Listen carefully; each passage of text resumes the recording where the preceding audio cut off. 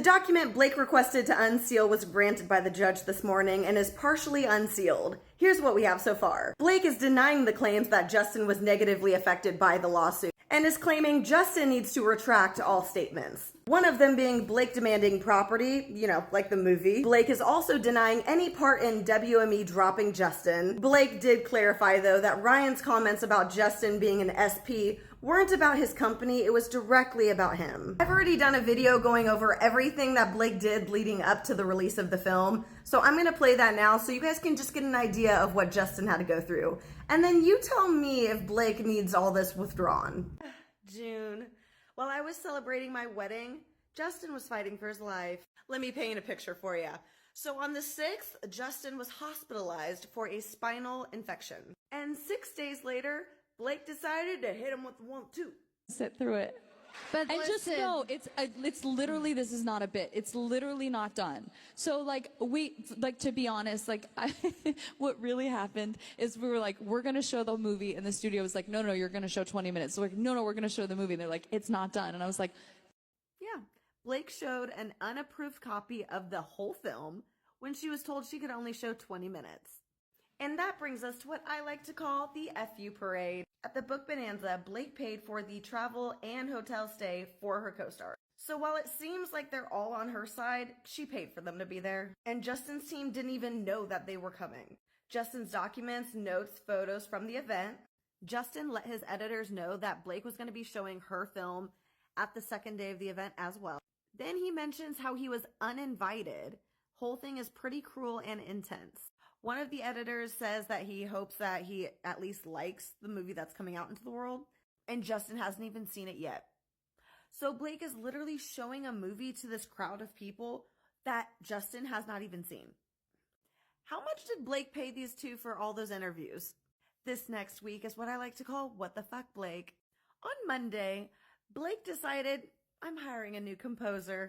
And on Tuesday, she decided, I don't want Justin's name on the poster with me. The movie poster. The movie he owns the rights to. So they sent him a letter asking Justin to waive his rights to having his name credited on the movie posters so they could go ahead and print them. Are you kidding me? These are noted in the documents. Just when you think it can't get worse, Blake requests to have producer credit and gets it. But that's not where her goal was set.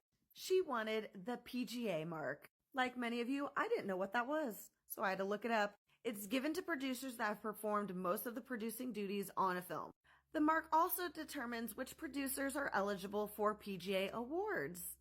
Other award organizations also use this for eligibility, like the Academy Motion. And what it means is it indicates that the producer made major decisions of the film, including the production, budget, and legal. And Blake, you sure did try, didn't you? When you think it can't get worse, oh, it did. Oh, it did. Blake requested Justin send a letter to the PGA team saying that she should get this PGA mark. After everything she's done to this man, are you kidding me? You want a recommendation letter from him? Girl. Here's the email about the poster. Here's her getting her producer credit. And they noted she wasn't eligible for a PGA mark. So Lively reached out to Sony to request that Justin and Heath write these letters. When they declined, as one would do so, she was mad and said that not sending the letter meant that any goodwill left was gone now. Like, is that a threat? So Heath reaches out to Blake trying to just discuss this person to person. And all of a sudden, Blake knows how to send short texts. She's like, I want receipts. You will text me so I have evidence to manipulate. He respects her decision and continues about his conflictions about giving her a letter of recommendation. This girl responds, you can send the letters to me, or key part here, the PGA team that she's already been talking with. So when did you start talking to them, Blake? Because Heath texted you not even a week after you got your producer credit. So how long has this been going on, Blake? She really wants an award for all of this, you guys. And the nail in the coffin, because I know you're all rooting, saying, don't do it, like I was. They sent the letter. She got her way again.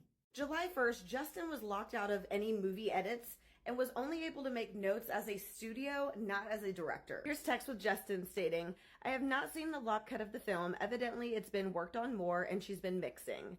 I'm getting to give notes as a studio today, not as a director. Very hard, but I'm okay." July 2nd, Justin found out from Sony that their marketing budget was going to end up being higher than expected because of Maximum Effort. Originally, when they hired on Maximum Effort, Blake Lively told Justin that they would do it for free, for the family. But guess what? It wasn't free for the family because he ended up smacking on their fees and everything. Justin has the text in his timeline with Blake where he says, "I'm going to push Maximum Effort." And she says, "It's me and Ryan and Blake. We work for free for the family."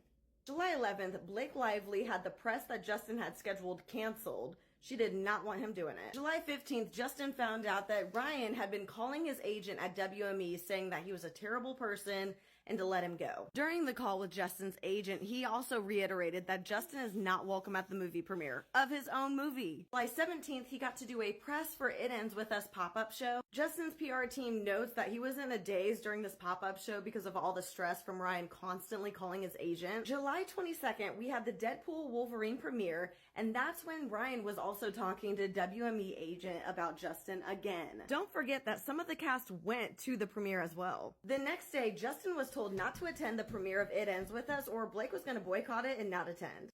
This is at the point where Justin reached out to his agent and they had to get a crisis plan ready to go because they knew like, hey, something's up. They keep gearing up more and more as the premiere gets closer. We need a crisis team. So that's when he had his first meeting with TAG and eventually signed on to him. Not that day, but we'll get to it. July 26th, Justin stood up for himself and said, "No, we are going to the premiere. It's our movie. We will be there." Thank God he finally stood up for himself. Ugh. Justin believed that the likelihood of her boycotting was very low considering that she was heavily promoting the film, so he was just hoping for the best. July 30th, Blake requested that all of the cast do their interviews separately from Justin, and Justin's team was like, "Hey, that's not a good idea. People are going to pick up on that." The next day, that's exactly what happened. Everyone noticed, and comments started rolling in. "Where's Justin? Why is everyone doing press except for Justin? Why is his separately from everyone? What's going on?" And that's when the articles started rolling. But July 31st, something else happened. The announcement of Blake Brown Beauty. Blake Brown drowned out the noise about the separation between Justin and the cast. While Justin signed on with TAG to save his career, Blake was promoting her hair care line at a pop-up event. Blake Brown Beauty coming out what day? August 4th. And that day is very important. August 3rd, Blake did a pop-up event for Betty Buzz. And then August 4th, Blake Brown. This is when it all starts making sense. So August 3rd, Blake did a pop-up event for Betty Buzz. Then the following day, Blake Brown was released. Guess what happened 2 days after her release? The movie premiere, where Justin was in the basement. And the day before the premiere, they did a whole cast interview without Justin. Now here's my opinion, and this is all alleged, so take it for a grain of salt. But I think that the reason that Blake needs this protection order, and it's not going to be the last one, is because then we're going to find out that Blake and Ryan had an entire marketing plan to promote all of her products during this movie press tour. That's why she didn't want Justin around, because how are you going to promote your products if you have two people right there, and also one with better hair? The claim that all of this has damaged her reputation and damaged her businesses would be thrown out of the water so fast. And that's why she needs this protection order, because we're going to find out she wasn't damaged. And in fact, she made a ton off of damaging Justin. Blake is really going to pretend like she did nothing wrong. After all of that, no. What do you guys think of all of this? As always, this is all alleged, so take it with a grain of salt and follow me for more.